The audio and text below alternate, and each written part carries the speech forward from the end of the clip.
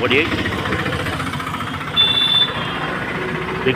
విఘ్నేశ్వరునికి సంబంధించిన మోతుకాకతోని ఇక్కడ దొప్ప తయారు చేయబడుతుంది. ఎందుకంటే ఈ దొప్పని ఏంటంటే ఈ దొప్పను విఘ్నేశ్వరునికి నైవేద్యం అంటే మనం ఒక ప్లేట్లో కాకుండా ఒక ప్లాస్టిక్ ప్లేట్లో యూజ్ చేయకుండా ఒక మోతుకాకు అంటే మోతుకాకు అనేది మన తెలంగాణలో ఏదైతే ఆకు ఉందో ఆ ఆకుతోని దొప్ప చేస్తుంది తను.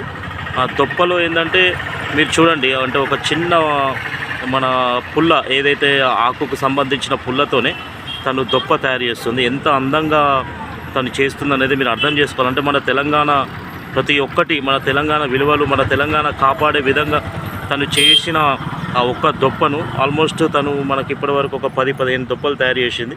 చూడండి ఈ దొప్పలలో మీరు నైవేద్యానికి మీరు ఏదైనా ప్రసాదం పెడితే చాలా చాలా ఆనందకరంగా చాలా ప్రకృతిగా ఉంటుంది. తను ఆల్మోస్ట్ రాత్రి వచ్చే పాపం తను దొప్పలు అనేది విఘ్నేశ్వరునికి తయారు చేస్తుంది.